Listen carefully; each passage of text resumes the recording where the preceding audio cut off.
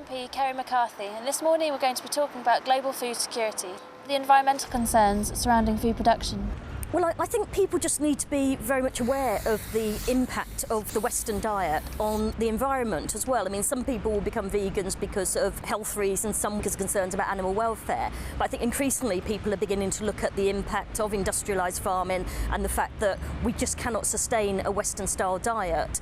The world's population is predicted to grow from 6.7 billion at the moment to 9 billion by 2050. And even if we don't have those levels of population growth, even if we stick to current levels, it's estimated that if everyone adopted a Western-style diet, we'd need 3 planets the size of Earth in order to sustain ourselves.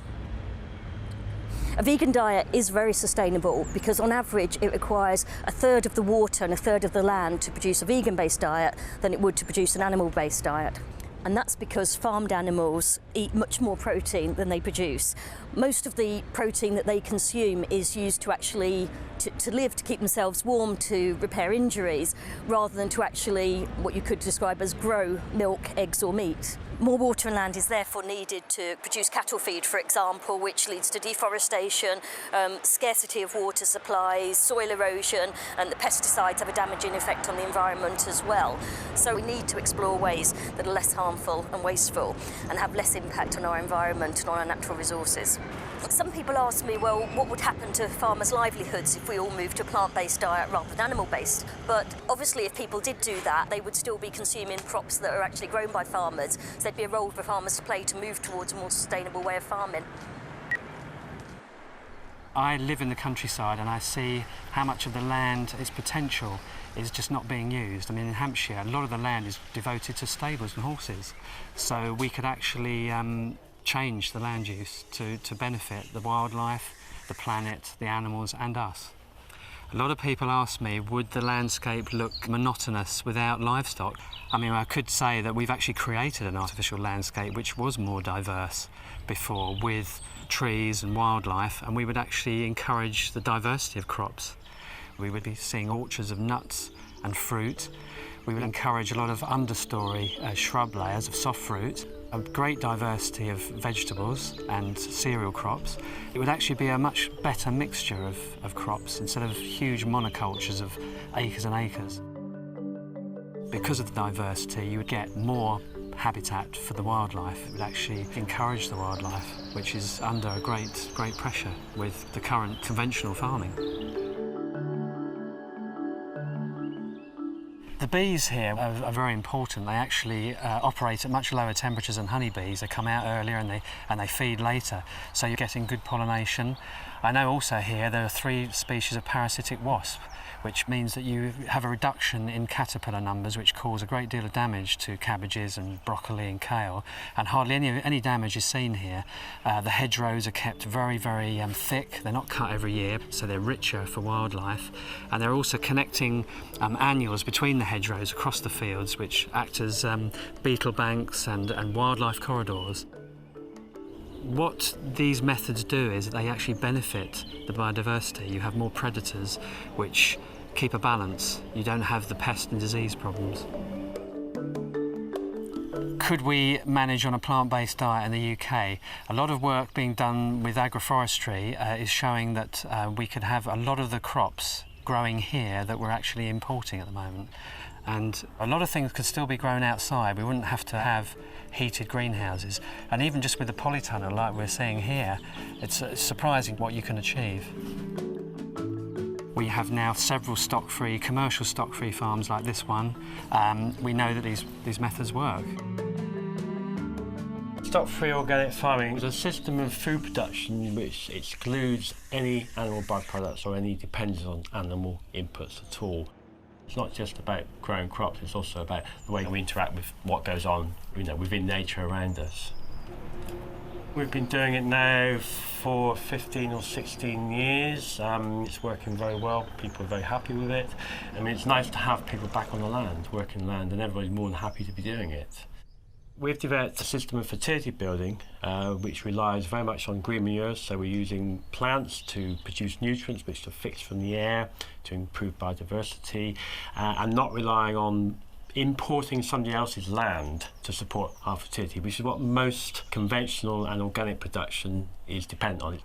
So we've kind of designed this system which is more or less independent of exterior forces.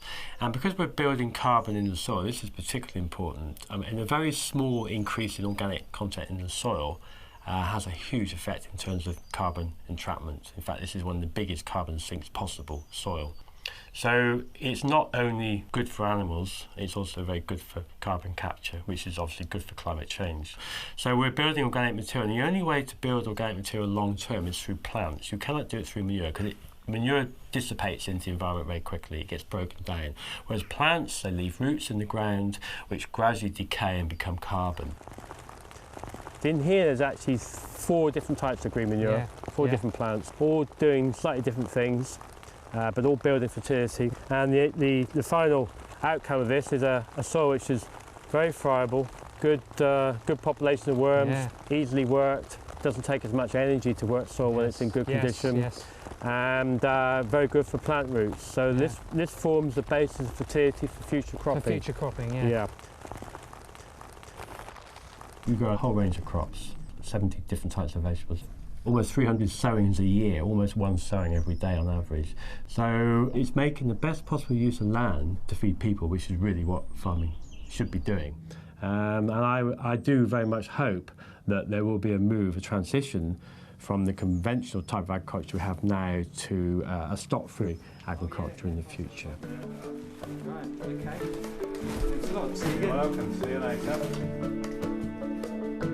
Stock-free farming could support people in developing countries as well as here. The same techniques would be beneficial. We would actually not use the vast amounts of water, land, food to support the livestock. We would actually create more tree habitats, making a difference with climate change. It's been interesting looking at the way the environmental debate has developed. I mean, initially people thought carbon emissions, that's about the energy we use in our homes, or it's about the amount we drive or the amount we fly. But increasingly people have realised that food and the environment are so closely interconnected, and there's been a growing amount of research which is saying actually the way we eat and what we throw away is having a significant impact on the environment. Every step of the journey from the field to your plate is creating carbon. It could be anywhere as high as sort of 18% of greenhouse gas emissions is caused by the meat and dairy products we eat. Compare that, say, with the aviation sector, which is only 2%. So, you know, there's a tenfold difference between the aviation sector and the food sector. We only have one planet, and it's a defined size. There's only a certain amount of arable land, and a lot of that's being increasingly degraded through animal agriculture. In Australia, certainly hard-hooved animals and many other parts of the world are degrading the quality of the land, and we need to be very careful with the way we farm in order to make sure that that land is there to sustain us for future generations.